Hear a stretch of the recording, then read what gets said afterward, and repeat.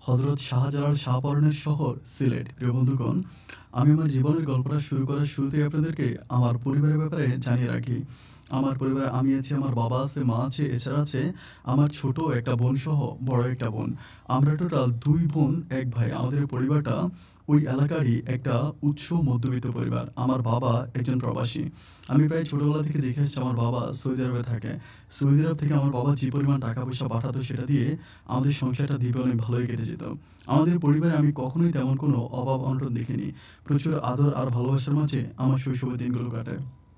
আর আমার যেই বড় আপু ছিল, আমার বড় আপুটাও অত্যন্ত ভালো এবং যথেষ্ট মেধাবী একজন ছাত্রী ছিল।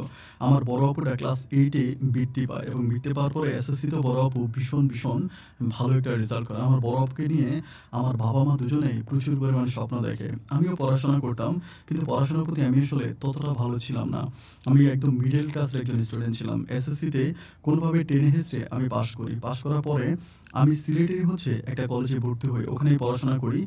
আমার বড় আপু তখন চট্টগ্রাম বিশ্ববিদ্যালয়ে পড়াশোনা করতো। বড় আপু হোস্টেলে থেকে ওখানে পড়তো। বাবা প্রতি মাসে বড় আপুর জন্য টাকা পাঠাতো। আর আমি আর আমার ছোট বোন পরিবারের সাথেই থাকতাম। তো যেহেতু আমাদের কাজ করার মতো তেমন কোনো লোক ছিল না, আর আমার আম্মা ছিল অনেক মোটা, মানে একটু মোটা টাইপের। তো মায়ের পক্ষে আসলে বাসার সমস্ত কাজগুলো করা সম্ভব হতো না। তো সেক্ষেত্রে আমরা অনেক কাজের মেয়ে নিয়ে আসতাম। কিন্তু কাজের মেয়ে একদিন বাসায় চুরি করতো, আবার অন্যের সাথে প্রেম করে চলে যেত। বিভিন্ন প্রবলেমের কারণে দেখা যায় কি যে বাসায় সমস্ত কাজগুলো মাকে একাই করতে হয় এবং মা এভাবে কাজ করতে একটা সময় অনেক অসুস্থ হয়ে যায়। আর আমার ছোট বোনটাও তখন অনেক ছোট। ওর পক্ষেও আসলে এভাবে হার্ড ওয়ার্ক করা সম্ভব হয় না। তখন আমাদের পার্শ্ববর্তী ভাষায়, মানে আমাদের পার্শ্ববর্তী ঘরে আমার একটা কাকি আছে, মানে দূর সম্পর্কের উনি কাকি হয়।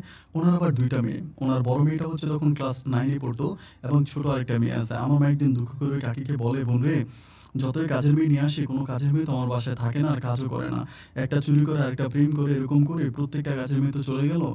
আমি খুব প্রবলেমে আছি। যদি পারো আমার বাসায় একটু থাকো, আমার একটু হেল্প করো।" ওই কাকিটাকে যখন এভাবে বলে, তখন আমার ওই কাকিটা অত্যন্ত ভালো ছিল। উনি তখন আমার মায়ের কথায় রাজি হয়। কারণ উনার হাসব্যান্ড ততটা বড়লোক ছিল না। উনার হাসব্যান্ড একটা ছোটখাটো মুদি দোকান দিত। মানে এলাকায় যে গ্রামীণ মুদি দোকানগুলো হয় না? যেখানে বিভিন্ন রকমের জিনিসপত্র বিক্রি করতো। মুদির মালসহ অন্য পান, বিড়ি, সিগারেট এরকম অনেক কিছুই বিক্রি করতো। তো উনার ওই দোকান দিয়ে সংসারটা চলতো। উনার যে আসলে একদম গরিব তাও না। মোটামুটি মিডল ক্লাস আরকি। Middle class. আমাদের চেয়েও একটু নিচে হবে এরকমই। তো পরে আমার ওই কাকিটা আমার মায়ের কথায় সাড়া দিয়ে আমার মাকে হেল্প করতে শুরু করে। বাসায় যাবতীয় যত কাজ আছে ওই মুহূর্তে কাকি সমস্ত কাজগুলো করে দেয়। আমার ছোট বোনের কাজ এবং আমার বড় বোনও যখন চট্টগ্রাম থেকে বাড়িতে আসতো, অ্যান্ড বাড়িতে আসার পরও আমার ওই বড় বোনেরও সমস্ত জামা-কাপড় থেকে শুরু করে একদম একটা বুয়া যেভাবে কাজ করে আমাদের বাসায়ও সেম একইভাবে কাজ করতো। এরপরেও আমার ছোট বোনের সাথে আমার সবসময় ঝগড়া লেগে থাকতো একটা ব্যাপার নিয়ে। সেটা ওকে করতো মানে কাজের বুয়ার মতো ওই কাকির সাথে ব্যবহার করতো। এটা আমার কাছে ভীষণ খারাপ লাগতো। কারণ উনি তো আমাদের বাসায় কাজের বুয়া না। উনি আমাদেরকে জাস্ট সহযোগিতা করতেছে। তো সেক্ষেত্রে আমার বোনের এই ব্যবহারটা আমাকে সত্যি অনেক বেশি কষ্ট দেয়। এরকম করে সময়গুলো কাটতে একটা পর্যায়ে আমার ছোট বোন করে কি ওনার সাথে ঝগড়া লেগে যায়। কি একটা ব্যাপার নিয়ে জানি প্রচণ্ড রকমের ঝগড়া লাগে। আমি তখন ঘরের মধ্যে থাকি।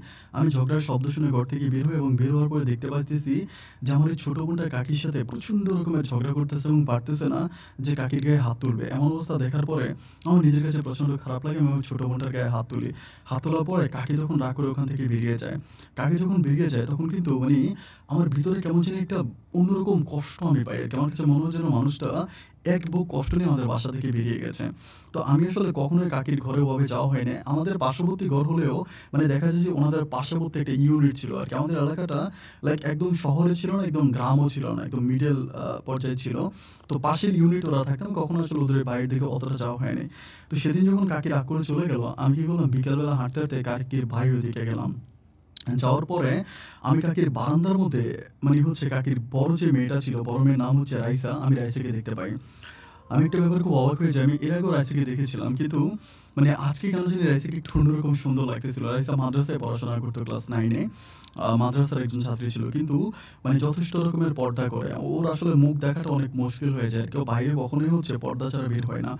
ওকে ঘরের দরজা দেখার পরে আমি বললাম যে, "রাইসা, তোমার মা কোথায়?" বলে, "মা তো ঘরে আছে।" "কেন?" আমি বললাম যে, "তোমার মাকে একটু ডেকে দিবা?" বলে যে, "না।" ও আমাকে বলে যে, "না, মা আপনার সাথে কথা বলবে না।" আমি তখন বললাম যে, "কেন কথা বলবে না কেন?" রাইসার যে ছোট বোনটা ছিল, ওর নাম ছিল কাজলি। কাজলিও তখন আইসা আমার সাথে খুব খারাপ ব্যবহার করে। যে, আপনারা আমার মাকে কাছের বুয়া পাইছেন? আমার মা আপনাদের ঘরে গিয়ে আপনাদের সাহায্য সহযোগিতা করতো। আর আপনার ছোট বলে এই ডাইনিটা আমার মায়ের সাথে এরকম খারাপ ব্যবহার করছে। ওই মাইয়ারে যদি আমি পাই ওরে আমি গলা টিপে মেরে ফেলবো। এরকম করে কাজলি প্রচণ্ড রকমের মিসবিহেভ করতেছিল। ঠিক ওই সময় কাকি ঘর থেকে বেরিয়ে এসে কাজলির মুখ চেপে ধরে। মুখ চেপে ধরে কাকি তখন হচ্ছে মানে কাজলিকে মানে ২-৩ টা থাপ্পড় দিয়ে ফেলে এবং বলে যে, "আমি তোকে এই শিক্ষা দিয়েছিলাম বেয়াদব মেয়ে। ওর সাথে খারাপ ব্যবহার করতেছিস কেন? ও কি দোষ করছে? ওর তো কোনো অন্যায় নেই।"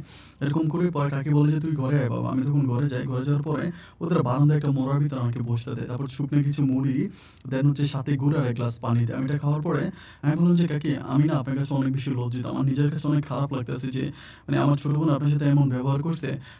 মানে ও তো আসলে বুঝতে পারে নাই ছোট মানুষ।" তখন ওই কাজলি আবারও রাগে বলতেছে যে, "ছোট মানুষ কে? ও তো অনেক বড়ই হয়েছে। কিসের ছোট? বেয়াদব সেটা বলতে পারে না?" আমি তখন বললাম যে, "আচ্ছা ঠিকই আছে, ও বেয়াদব। আর ওই বেয়াদবকে আমরা অনেক শিক্ষা দিয়েছি অনেক মাস দিয়ে পর্যন্ত। তো কাকি আপনি যদি রাগ না করেন, আপনি আমাদের বাসায় যদি আরেকটু যান আমার খুব ভালো হবে। মানে আপনি যদি আমাদের বাসায় একটু যাইতেন আরকি খুব উপকার হইতো। কারণ আমার মায়ের পক্ষে একা এরকম করে কাজ করা সম্ভব হয় না।" উনি তখন আমাকে ইশারা দেয় যে, "তুমি মানে বের হও, আমি তোমার সাথে এসে কথা বলব।" মানে বাড়ির বাইরে যাইতে বলে চোখে ইশারা দিয়ে। পরে আমি বাড়ির বাইরে এসে দাঁড়াই। পরে উনি একটু পরে আসে। এসে আমাকে বলতেছে যে, "দেখো বাবা, আমি যাবো বা দেখো আমি তোমাদের আমার মেয়েদের কথার বিরুদ্ধে কিছু করতে পারি না। মানে আমার ছোট মেয়ে কাজলি এবং রাইসা দুজনেই হচ্ছে আমাকে নিষেধ করতেছে তোমাদের ঘরে যাওয়ার জন্য। আমি তো আসলে তোমাদের ঘরে কাজ করার জন্য চাইতাম না। তোমার মা একটু মোটা, উনি কাজ করতে পারে না। আমার বোনের মতো আমাকে হেল্প করার জন্য চাইতাম।" আমি বললাম, "কাকি আমি সবকিছুই বুঝতেছি। কিন্তু মানে আমার ছোট বোন যে আপনার সাথে এত বড় একটা বেয়াদবি করে ফেলবে এটা আমি বুঝতেই পারি নাই।"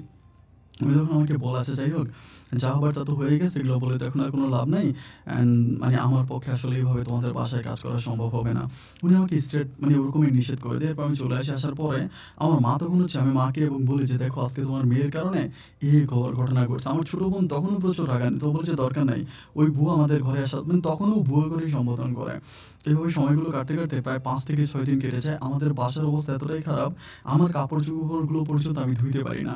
তো আমি কি করি ওই সময় দেখা যায় যে আমাদের মানে যে বাথরুম ছিল, বাথরুমটা একটু ছোট ছিল আরকি। মানে আমার যে বাথরুমটা এখানে আসলে কাপড় ধোয়া সম্ভব হয় না। তো আমাদের হচ্ছে বাড়ির পাশে একটা পুকুর ছিল। আমি ওই পুকুর ঘাটে আমার অনেকগুলো কাপড়-চোপড় নিয়ে ধুইতে গেছিলাম। যখন ধুইতে গেলাম, তখন আমি দেখলাম যে আমার ওই কাকিটা পুকুর পাড়ে আরো কয়টা কাপড়-চোপড় নিয়ে আসছে ধোয়ার জন্য। যখন ধোয়ার জন্য আসছে, পরে আমি বললাম যে মানে আমি যখন কাপড় ধুইতে গেছি উনি তখন আমাকে বলে যে, "আমাকে দাও, হাবিব আমাকে দাও, আমি ধুইতে।" আমি বলি, "না কাকি আমি নিজেই ধুইতে পারবো।" উনি বলে, "না, না, না তুমি ধুইতে পারবা না। তুমি আমাকে দাও, ধুয়ে তুমি হচ্ছে পাড়ে বসো।" আমি তখন আমার এই কাপড়গুলো কাকিকে দিয়ে দেওয়ার পরে আমি পাড়ে গিয়ে বসি। তো কিছুক্ষণ পরেই হচ্ছে কাজলি মানে কাকির যে ছোট মেয়েটা ও তখন খুব ডাকাডাকি করতেছে মামা বলে। তো মামা বলে যখন ডাকতেছে কাকি তখন বলতেছে, "বাবা তুমি বসো, আমি আসতেছি।" ঘরে গেলাম। এটা বলে যখন ঘরে যায় কিন্তু কিছুক্ষণ পরে কাকি আর আসে না, আসে কাকির বড় মেয়ে রাইসা। রাইসা আসার পরে রাইসা কোনো কথা না বলে ভাই রাইসা কাপড়-চোপড় ধুইতে শুরু করে। মানে এমনভাবে কাপড়-চোপড় ধুইতেছে ইভেন আমার কাপড়গুলো সে ধুইতেছে। মানে খেয়াল করতেছে না। কাপড় প্রায় ধোয়ার শেষ পর্যায়ে আমার যে প্যান্ট ছিল, প্যান্টটা দেখার পরে ও একবার আমার দিকে তাকায় আবার প্যান্টের দিকে তাকায়। এরকম করে আমাকে বলতেছে, "আচ্ছা আপনাকে একটা কথা বলি?" আমি বললাম যে, "হ্যাঁ বলো।" বলে যে, "এই প্যান্টটা কার?" আমি বললাম যে, "এটা আমার প্যান্ট।" তো বলে, "আপনার প্যান্ট এখানে কেন?" আমি বললাম যে, "আমি তো ধুইতে আসছিলাম। পরে কাকি বলতেছে যে কাকি ধুয়ে দিবে। এইজন্য আমি এটা রাখছি।" পরে ও করে কি মানে প্যান্টটাকে এরকম ফিক্কা মারে আরকি পুকুরের দিকে ফেলে দেয়। তো আমি তখন ওর মুখের দিকে তাকায় থাকি। আমি বললাম যে, "ফ্যানটা ফেলে দিছো তো? আমি তো আর আম্মার কাছে বলব।" তো বলে, "বললে বলবেন। আপনি কেন আমার আম্মাকে প্যান্ট দিতে দিবেন? আমার আম্মা কি আপনার বান্দি না দাসী?" আমি বললাম যে, "আরে তুমি আর তোমার ছোট বোন পাইছোটা কি? সামান্য একটা ব্যাপার নিয়ে কেন এরকম করতেছো? আমার ছোট বোন না হয় একটা অন্যায় করেই ফেলছে। তাকে কি মাফ করে দেওয়া যায় না?" বলে যে, "যা হবার হইছে। আপনি আমার মাকে দিয়ে কেন কাপড় ধোয়াবেন?" আমি বলি, "দেখো আমি তোমার মাকে দিয়ে কাপড় ধোয়াচ্ছি না।" ঠিক ওরকম তর্কাতর্কি করতে, করতে কাকি আবার পিছন থেকে আসে। আসার পরে মানে কাকি বলতেছে, "কিরে, কিরে কি হইছে?" আমি বলি, "কাকি দেখছেন আমার প্যান্টটা পুকুরে ফালায় দিছে।" পরে কাকি বলে কি যে, "যা নাম।" কাকি ধাক্কা দিয়ে হচ্ছে রাইসাকে পুকুরে ফেলে দেয়। ফেলে দিয়ে প্যান্টটা কিন্তু তখন অনেকটা ডুবে গেছে। মানে প্রায় ডুবেই গেছে। তো বলে যে, "তুই প্যান্ট খুঁজে আন।" তো রাইসা কি করে ডুব দিয়ে, ডুব দিয়ে অনেক কষ্ট করে প্যান্টটা খুঁজে বের করে। তো প্যান্টটা নিয়ে আসে। আসার পরে কাকিকে দেয়। কাকি তখন বলতেছে যে, "দেখ আজকের পর থেকে আর কোনোদিন আমি যদি শুনছি যে তোরা ২ বোন হাবিবের সাথে খারাপ ব্যবহার করছিস তাহলে কিন্তু ভালো হবে না। আমার কোনো ছেলে নাই। হাবিব আমার ছেলের মতো। ওর সাথে কখনো খারাপ ব্যবহার করবি না। ও যখন যেটা বলবে সমস্ত কথাবার্তা এগুলো শুনবি।" এই কথা বলার পরে রাইসা তখন একদম ঠান্ডা হয়ে যায়। এরপর থেকে রাইসা আমাকে দেখলে যথেষ্ট নম্র এবং ভদ্র আচরণ করে। এবং তারই মাঝে, মাঝে আমার যে কাপড়-চোপড় ধোয়া থেকে শুরু করে কাকি বাসায় কোনো ভালো রান্না-বান্না করলে আমাকে দাওয়াত দেয়। আমাকে দাওয়াত দেয় এবং আমাকে খাওয়ায়। আমার এই ব্যাপারগুলো ভীষণ ভালো লাগে। এভাবে দিন আর রাতগুলো কাটতে, কাটতে একটা পর্যায়ে আমি খুব খেয়াল করে দেখি যে মানে কাকির যে বড় মেয়েটা আছে রাইসা, রাইসা তখন ক্লাস 10 এ ওঠে। মানে আলেমী পরীক্ষা দিবে। বাংলায় যেটাকে বলে এসএসসি পরীক্ষা, ওরকম পরীক্ষা দিবে। তো পরীক্ষার আগ মুহূর্তে রাইসা প্রচুর পরিমাণ পড়াশোনা নিয়ে ব্যস্ত হয়ে পড়ে। তো কাকির পক্ষে আসলে রাইসাকে টিউশনিতে দেওয়া সম্ভব হয় না আরকি। মানে টিউশন তো অনেক বেশি টাকা লাগে প্রাইভেট পড়তে গেলে। তো সেক্ষেত্রে রাইসাকে প্রাইভেট পড়তে দেয় না। তো রাইসা একদিন আমি শুনতেছি আমার কাকি আমাকে মানে হাঁসের মাংস রান্না করে দাওয়াত দিছিল ঐদিন। তো আমি হাঁসের মাংস দিয়ে ভাত খাচ্ছিলাম। তো শুনতেছি যে পাশের ঘর থেকে রাইসা খুব খারাপ ব্যবহার করতেছে কাকির সাথে। যে যদি প্রাইভেট পড়াইতে না পারবা তাহলে পড়াশোনা করাইছো কেন? কি দরকার ছিল পড়াশোনা করানোর? এটা সেটা বলে খুব খারাপ ব্যবহার করতেছে। আমি তখন বলি যে, "কাকি কি হইছে?" পরে বলে, "দেখো না বাবা প্রাইভেট পড়াইতে টাকা লাগবে। ওর বাপে কয় টাকা কামায়? আমি কেমনে ওরে প্রাইভেট পড়াবো?" আমি তখন বলি, "কাকি দেখেন, আমি টাকা দিলে তো আপনারা নিবেন না। মানে আপনি যদি কিছু না মনে করেন আমি কি রাইসাকে প্রতিদিন একটু, একটু পড়াইতে পারি?" আমিও কিন্তু আসলে ছাত্র হিসেবে অতটা ভালো না। কিন্তু আমি তারপরেও এই কথাটা বললাম যে, "আপনি যদি বলেন আমি রাইসাকে হচ্ছে পড়াবো।" এটা বলার পরে কাকি তখন বলে, "তো খুব ভালোই তো হয়। তাহলে তুমি পড়াও না। তুমি রাইসাকে পড়াও।" এরপর থেকে আমি প্রতিদিন হচ্ছে রাইসাকে পড়াইতে আসি। কিন্তু অনেক ব্যাপার হয় কি যে আমি এটা বুঝি না। এই সাবজেক্ট আমি বুঝি না কিভাবে, এটা বুঝি না। আমার একটা বন্ধু থাকে, আমি ওরে আবার ডাইকা আনি। ওরে ডাইকা এনে ওরে দিয়ে আবার অনেক হেল্প-টেল্প করি আরকি। মোটামুটি অন্যের সহযোগিতায় নিয়ে আমি রাইসাকে প্রাইভেট পড়াইতে থাকি। এভাবে যেতে, যেতে একটা পর্যায়ে আমি ইন্টার পরীক্ষা দেই এবং ইন্টারে আমি মোটামুটি খুব ভালো একটা রেজাল্ট করি।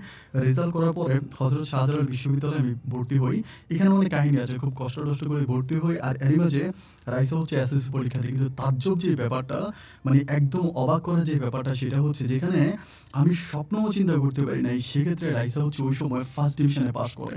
মানে অনেক, অনেক ভালো একটা রেজাল্ট করে। অত্যন্ত ভালো রেজাল্ট করে। এটা শোনার পর, এটা দেখার পর তো আমি পুরা তাজ্জব। এই মেয়ে এরকম রেজাল্ট করবে, এটা আমি স্বপ্নেও চিন্তা করি নাই। তখন মানে কাকিমা যে মানে ওর মা চিন্তা করতেছিল যে ওকে অনেক দূর পর্যন্ত পড়াশোনা করাবে। আমি নিজেও হচ্ছে ওনাকে বলি মানে রাইসার মাকে আজকে বলি যে, "দেখেন আপনাদের রাইসা অনেক ভালো রেজাল্ট করছে। আপনারা রাইসাকে অনেক দূর পর্যন্ত পড়াশোনা করাবেন।" এটা আমি দেখি। তো এরপরে রাইসা কি করে? ওখানেই একটা কলেজে ভর্তি হয়। সিলেটের একটা কলেজে ভর্তি ওখানে পড়াশোনা করতেছে। কিন্তু তখনকার পর থেকে কেমন করে জানি একটু, একটু করে আমি রাইসার উপর দুর্বল হতে থাকি। মানে এতটা দিন ধরে প্রায় ৩ বৎসরের মতো রাইসার সাথে আমার সম্পর্কটা হয়ে আসছে। বাট এই ৩ টা বৎসরে আমি কোনোদিন রাইসার উপরে এতটা দুর্বল হই নাই।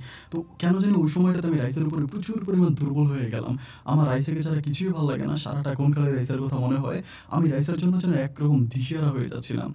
সময়গুলো এভাবে কাটতে, কাটতে একটা পর্যায়ে আমি সিদ্ধান্ত নিলাম যে আমি রাইসাকে প্রপোজ করব। কিন্তু রাইসাকে সরাসরি প্রপোজ করার মতো সাহস আমার হয় না। আমি যে জীবনের এই প্ল্যাটফর্ম পর্যন্ত আসছি, আমি আজ পর্যন্ত কিন্তু কখনো কোনো মেয়েকে ভালোবাসি কথা বলি নাই বা কোনো মেয়েকে ভালোবাসি কথা বলার মতো দুঃসাহস আমার হয় নাই। আমি অলওয়েজ হচ্ছে মেয়েদেরকে দেখলে নিজেকে হাইড করে রাখতাম। মেয়েদের কাছ থেকে সবসময় নিজেকে লুকায়ে রাখতাম। কিন্তু রাইসাকে ভালোবাসার কথা আমার বলতেই হবে। কেননা রাইসা যেন আমার দেহের আত্মার আত্মীয় হয়ে গেছে। একটা মুহূর্ত রাইসাকে না দেখলে আমি থাকতে পারি না। আমার ভিতরে তখন প্রচুর পরিমাণ কষ্ট জাগতেছে। এরকম করতে, করতে আমি ভাবলাম আমি রাইসাকে সরাসরি প্রেমের প্রস্তাবটা না করে রাইসার যে ছোট বোন আছে কাজলি, আমি কাজলির কাছে প্রস্তাব করব যে আমি রাইসাকে ভালোবাসি। কাজলির সাথে কিন্তু তখন আমার সম্পর্কটা খুব ভালো হয়েছে। আমি কাজলির জন্য এটা সেটা আচার, চকলেট, চুইংগাম এটা সেটা নিয়ে এসে কাজলিকে দিই। তো কাজলির জন্য আমার সাথে সম্পর্কটা অনেক ভালো তৈরি করে ফেলে। এরপর থেকে আমি হচ্ছে মানে সুযোগ খুঁজতে থাকি যে কাজলিকে কি করে হচ্ছে মানে কাজলির কাছে কি করে হচ্ছে রাইসার অফারটা দেওয়া যায়। এভাবে কিছুদিন পরে আমি একদিন হচ্ছে কাজলিকে পাই। ও হচ্ছে বাজার থেকে কি জানি কিনে নিয়ে যাচ্ছিল। ও আবার প্রচুর পরিমাণ দুষ্ট মেয়ে ছিল। একা, একা নিয়ে যাচ্ছে। আমি ওর পিছন, পিছন যাইতেছি। বলে, "কি নবাব কিছু বলবেন?" আমি বললাম যে, "কাজলি তোরা একটা কথা বললি, মানে কাউকে বলবি না তো?" ও আমাকে বলে, "ঠিক আছে কাউকে বলব না।" আমি বলি, "কাউকে বলবি না? আগে প্রমিস কর, মাথায় হাত দে।" ও বলে, "আচ্ছা ঠিক আছে মাথায় হাত দিয়ে শপথ করতেছি তোমার এই কথাটা আমি কক্ষনো কারো কাছে বলব না।" আমি বললাম, "দেখ আমার না রাইসাকে অনেক ভালো লাগে। মানে আমি জানি না যে আসলে মানে কিভাবে তোকে বুঝাইয়া বলবো। কিন্তু মানে আমার রাইসাকে এত ভালো লাগছে আমি বলে বুঝাইতে পারব না। আমি যদি চাই মানে আমি যদি তোকে বলি মানে তুই প্লিজ মানে তোর মাকে বাবাকে এই কথাগুলো বলিস না। আমি রাইসাকে অনেক পছন্দ করি। তুই যদি একটু রাইসাকে বলিস তাহলে আমি খুব খুশি হব। কারণ রাইসার জন্য আমার অন্তরটা খুব কাঁদে। ও আমাকে বলে, "আপনি সরাসরি বললেই তো পারেন।" আমি বললাম যে, "আমি সরাসরি বললে পারি ঠিক আছে। কিন্তু আমার ভিতরে অনেক ভয় লাগে। রাইসা যদি আমাকে রিফিউজ করে।" ও আমাকে বলে, "তাহলে আমাকে বলতেছেন যে আমার কাছে যদি আপনাকে রিফিউজ করে দেয় তখন কি হবে?" আমি বললাম, "তাও ঠিক আছে। কিন্তু তারপরেও বোন তুই প্লিজ একটু বলিস আরকি।" ওরে খুব ভাবে মানে একদম রিকোয়েস্ট করে যখন বলি, ও তখন বলে, "আচ্ছা, আচ্ছা ঠিক আছে। আমি দেখি কি করা যায়।" এটা বলে তখন চলে যায়। তো যখন চলে যায় এর পরের দিন আমি ওকে আবার হচ্ছে ওই সেম জায়গার ভিতরে পাই ইয়েকে কাজলিকে। বারবার বললাম যে, "কাজলি কিরে বলছিলি?" ও আমাকে বলে, "কি?" আমি বললাম, "ওমা তোরে না বললাম যে রাইসাকে বলার জন্য আমি রাইসাকে ভালোবাসি।" ও আমাকে বলে, "এই কথা বলার আগে কি বলছিলেন সেটা মনে আছে?" আমি বললাম, "আরে মানে কি তুই কথা পেঁচাচ্ছিস কেন?" আমাকে বলে, "কেন? আপনি তো আমাকে মাথায় দিয়ে শপথ করাইছিলেন যে এই কথাটা যেন আমি কারো কাছেই না বলি। এজন্য আমি কাউকে বলি নাই।" আমি বললাম, "কিরে? আমি তো বললাম তুই রাইসাকে বলবি আর কাউকে না।" ও বলে, "না আপনি এটা বলেন নাই। আপনি বলছেন যে তুই মাথায় হাত দিয়ে শপথ করছিস এই কথাটা কাউকে বলবি না।" আমি মাথায় হাত দিয়ে বললাম যে কাউকে বলব না। এখন আমি রাইসা আপুকে বললাম আমার শপথটা ভেঙে যাবে না? আমি তখন বুঝতে পারলাম এই মেয়ে তো মেয়ে নয় যেন একেবারে ধাইন্দা মরিচ। আমি তখন বললাম যে, "আচ্ছা ঠিক আছে যে আমার ভুল হইছে। আগের কথা বাদ। এখন বলতেছি যে তুই রাইসাকে গিয়ে বলবি যে আমি রাইসাকে ভালোবাসি।" একদম সোজা। ও আমাকে বলে, "ঠিক আছে।" এখন কাজটি করছে কি, এই কথাটা কি একদম সরাসরি ওর বাবা-মা দুজনের সামনে বলে বসছে। মানে ওর বাবা-মা যখন রাতের বেলায় খাইতে বসে সবাই একসাথে, ওই সময় ও অর্ধেক খাওয়াতে বলতেছে কি যে, "রাইসা আপু, আমাকে আজকে হচ্ছে হাবিব ভাইয়া রাস্তার মধ্যে দাঁড়া করাইছে, ধরায় বলেছে উনি নাকি তোকে ভালোবাসে। এখন কি ব্যাপার? মানে তোর সাথে ওনার সম্পর্ক কি? যদি ভালোবাসিস তাহলে ওনাকে বলিস। উনি আমাকে রাস্তাঘাটে খুব বিরক্ত করে।" এইটা বলার পর তো কাকি তো মানে একদম পুরা রেগে মেগে পাওয়ার হয়ে গেছে। কাকারও তো খুব খারাপ অবস্থা। আমি তো একদম নাজেহাল বন্দা। এরপরের দিন কাকা আমাকে রাস্তার মধ্যে পায়ে ডাক দিয়ে জিজ্ঞেস করে যে, "হাবিব কেমন আছো?" আমি বললাম, "কাকা ভালো আছি।" আমাকে বলতেছে যে, "তুমি তো ভালো একটা ছেলে। মানে নামাজ পড়ো, তারপরে তোমার বাবা একজন সম্মানিত ব্যক্তি, উনি অত্যন্ত ভালো মানুষ। কিন্তু তুমি এত বেয়াদব কিভাবে হইলা?" একদম ডাইরেক্ট যখন আমাকে এটা বলে, আমি তখন তো একদম আমার গলা-টলা শুকিয়ে যায়। আমি বললাম, "কাকা আমি করছি ঠিক।" আমাকে বলে, "বেয়াদবের মতো কাজ-কাম করো।" কখন কাকে কি বলতে হবে এগুলো মাথায় থাকে না। আমি তখন বললাম যে, "কাকা আমি কি করছি আপনি আমাকে বলেন।" আমাকে বলে যে, "তুই আমার মেয়েকে এরকম মানে তুই করে ওই সময় সম্বোধন শুরু করে।" আমি তখন মানে একদম বলে যে, "এরকম কাজ নিয়ে আমরা খাইতে বসছি, টেবিলে মানে সবার সামনে ওরকম করে বলে বসছে।" কাকা বলতেছে। আমি তখন এত পরিমাণ লজ্জা পাই, এরপর থেকে আমি আর জীবনেও রাইসের সামনে পড়ি না। মানে কাকির সামনেও পড়ি না, কাকার সামনেও পড়ি না, রাইসের সামনেও পড়ি না। আর কাজলিকে দেখলেও তো আমি ১০ হাত দূরে হাঁটি। কারণ আমি জানি এই কাজটি হচ্ছে বিস্ফোরণ। একদম যেকোনো সময় ফুটে আমাকে আগুন জ্বালায় দিবে। এরপরে আমি আর ওভাবে হচ্ছে কখনোই আর রাইসের সামনে পড়ি না। এভাবে দিন আর রাতগুলো কাটতে একটা পর্যায়ে আমার যে বড় আপু ছিল সিলেটে চট্টগ্রামে পড়াশোনা করতো। আমার বড় আপুর একটা বিয়ের ঘর আসে ঢাকা থেকে। ওই বড় আপুর ঘরে হচ্ছে আমার বাবা বাংলাদেশে আছে কিছুদিনের জন্য। ১৫ দিনের জন্য বাংলাদেশে আসে। আসার পর তখন আমার বড় আপুর বিয়ের কাজটা কমপ্লিট করে। আবার ওই বড় আপুর বিয়ের দিনে মানে যেদিন বিয়ে হয় ওইদিন হচ্ছে রাইসা এবং কাজলী দুজনেই আসে আমাদের বাসায়। আসার পরে কিন্তু ওখানে রাইসা আমাকে জিজ্ঞেস করেছিল যে, কাজলী যে কথাটা বলেছে এটা কি দুষ্টুমি করে বলেছিলেন কাজলীকে নাকি সত্যি বলেছিলেন? মানে আমাকে যখন জিজ্ঞেস করে আমার তখন এত পরিমাণ শরীর কাঁপাকাঁপি করতেছে। আমি বললাম যে, "আমি জানি না।" আমাকে বলে, "জানেন না? বলেন, আমার কাছে বলেন। ভয় কেন পাচ্ছেন?" আমি বললাম যে, "না, না ভয়ের কিছু নেই। কারণ আমি জানি না।" এটা সেটা বলে আমি কোনোভাবে ওখান থেকে কেটে চলে আসলাম। যাই হোক, আমার বোনের বিয়ে কমপ্লিট হয়। আমার বোনের বিয়ে কমপ্লিট হয়ে যায়। কিন্তু এরপর থেকে আমি প্রতিটা মুহূর্তে হচ্ছে রাইসাকে ফলো করে যাই। ওরকম করে সময়গুলো কাটতে একটা পর্যায়ে কাকি এই ব্যাপারটা বুঝতে পারে যে রাইসার সাথে এবং কাকির পরিবারের সাথে আমি একটা ডিসট্যান্স তৈরি করে ফেলছি। এরপরে কাকি আমাকে নিজে হচ্ছে দাওয়াত দেয়। ঘরে ওই সময় প্রচুর দাওয়াত দিত। মানে ২ দিন পরে আমাকে দাওয়াত দিত, সেটা আমাকে খাওয়াইতো। মানে কাকি চাচ্ছিল যে আমাদের সম্পর্কটা আবার ক্লোজ হয়ে যায়। কিন্তু রাইসার সাথে আমার প্রেম ভালোবাসা হোক এটা চাচ্ছে না। চাচ্ছে যে রাইসার সাথে আমার সম্পর্কটা যাতে একটু ভালো হয় উনার পরিবারের সাথে। এরকম করতে পরিশেষে মোটামুটি রাইসার সাথে আমার সম্পর্কটা খুব ভালোই হয়ে গেল। আমি আবার ওদের পরিবারে যাচ্ছি, ওদের সবার সাথে কথাবার্তা বলতেছি। এবং ওর যে বাবা ছিল মানে আমার কাকা, উনিও তখন আমার সাথে খুব ভালো ব্যবহার করে। এভাবে সময়গুলো কাটতে একটা পর্যায়ে রাইসা হচ্ছে ইন্টার ফার্স্ট ইয়ারের ফাইনাল পরীক্ষা দেয় এবং সে সেকেন্ড ইয়ারে ওঠে। যখন সেকেন্ড ইয়ারে ওঠে তখনই হচ্ছে রাইসার একটা বিয়ের ঘর আসে। একটা বিয়ের ঘর আসে। ওই ছেলেটা হচ্ছে প্রাইমারি স্কুলের মাস্টার এবং অনেক ভালো। তো ওই বিয়ের প্রপোজালটা আসার পরে আমি কিন্তু এই ব্যাপারটা জানি না। এই ব্যাপারটা হচ্ছে কাজলী জানে। কাজলী একদিন আমাকে বলতেছে রাস্তার মধ্যেই বলে যে, "কি ব্যাপার নোয়াব, আপনার তো নায়িকার বিয়ে হয়ে যাচ্ছে। আপনি জানেন না?" আমি ওরকম করে বললাম। আমি বললাম যে, "তুই তুই তুই চুন্নি আমাকে এগুলো কি বলতেছিস?" বলে, "সত্যিই বললাম নায়ক, আপনার নায়িকার বিয়ে হয়ে যাচ্ছে। খবর নেন।" আমি বললাম যে, "কোথায়?" বলে, "এরকম বিয়ে ঠিক হয়েছে।" আমি বললাম, "তুই তো আমার ১২টা বাজিয়ে দিছিলি একসময়। এখন আবার এটা বলতেছিস কেন?" আমাকে বলে, "তখন তো ক্ষতি করলাম, এখন একটু উপকার করলাম আরকি। এখন দেখেন।" এটা যখন আমাকে বলে আমি তখন বলি যে, "হায় আল্লাহ! বলে কি?" ঠিক তার পরের দিন হচ্ছে রাইসার সাথে আমার রাস্তায় দেখা হয় কলেজে যাওয়ার পথে। আমি তখন রাইসাকে বলি যে, "রাইসা এই ঘটনা এটা কতটুকু সত্য?" আমাকে বলে, "হ্যাঁ, শুনছিলাম তো আব্বা এরকম বলল যে ছেলে নাকি অনেক ভালো। ধার্মিক ৫ ওয়াক্ত নামাজ পড়ে, প্রাইমারি স্কুলের মাস্টার নতুন জয়েন করেছে, দেখতে শুনতে নাকি অনেক সুন্দর।" মানে ওর এই কথাটা শোনার পরে আমার কলিজাটা এমনভাবে কেঁপে উঠছে আমি বলে বুঝাতে পারব না। মানে আমি আসলে মানে এতদিন পর্যন্ত আমি রাইসাকে ভালোবাসছি ঠিক আছে। কিন্তু যখন শুনলাম যে ওর বিয়ে ঠিক হয়ে গেছে, তখন থেকে আমার ভিতরের অনুভূতিটা আরো বেশিভাবে জেগে উঠছে। আমি তখন মানে নিজের ভিতরে নিজেকে ধরে রাখতে পারতেছিলাম না। আমি তখন বললাম যে, "এই বিয়েতে কি তুমি রাজি আছো?" ও আমাকে বলে, "হ্যাঁ, রাজি থাকবো না কেন? আব্বা-আম্মা যদি রাজি থাকে তাহলে তো আমি রাজি।" আমি বললাম যে, "দেখো আমি তোমাকে মানে তুমি যখন এসএসসি পরীক্ষা দিবা, আমি তোমাকে প্রাইভেট পড়াইছি এবং তোমাকে নিয়ে আমার অনেক স্বপ্ন ছিল যে তুমি একদিন অনেক বড় একটা ডাক্তার হবা বা তুমি লাইফে ভালো কিছু করবা। কিন্তু সেক্ষেত্রে তুমি এভাবে এখন বিয়ে করে ফেলবা, তাতে তো তোমার জীবনটা নষ্ট হয়ে যাবে।" ও আমাকে বলে, "না, নষ্ট হবে না তো। ওই ছেলে বলছে যে সে আমাকে পড়াশোনা করাবে এটা বলছে।" তো আমি তখন বললাম যে, "তো পড়াশোনা করাবে ঠিক আছে। কিন্তু তারপরেও এই সময় বিয়েটা না বসলেই কি নয়?" ও আমাকে বলে, "আমি কি ইচ্ছে করে বিয়ে বসতেছি নাকি? আমার পরিবার যদি আমাকে বিয়ে দিয়ে দেয় তাহলে আমি কি করতে পারবো?" আমি তখন বুঝলাম যে আসলেই ঠিক। ওর পরিবার যদি ওকে বিয়ে দিয়ে দেয় ও আর কি করতে পারবে? এরপরে আমি ওর কাকির সাথে কথা বলি, মানে ওর মায়ের সাথে কথা বলি। আমি কাকিকেও বলি যে, "কাকি এটা কেমন কথা বলতেছেন?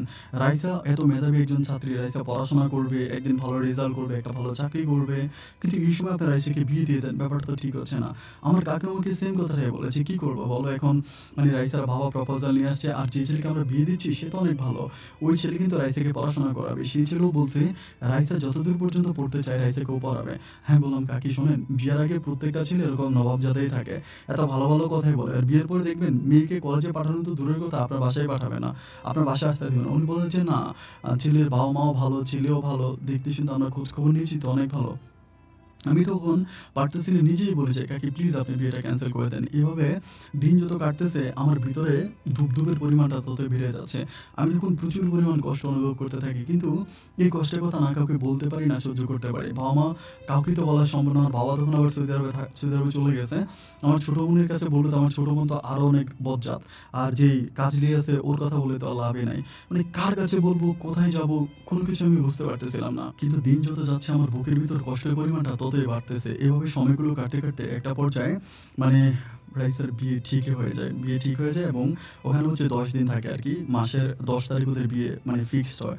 ওই সময় পরে ওই দিন আমি জানতে পারি, জানতে পারার পরে আমার তখন মানে এত পরিমাণ কষ্ট লাগতেছিল যে আমি আসলে মানে কাউকে বলে না বুঝাইতে পারবো না।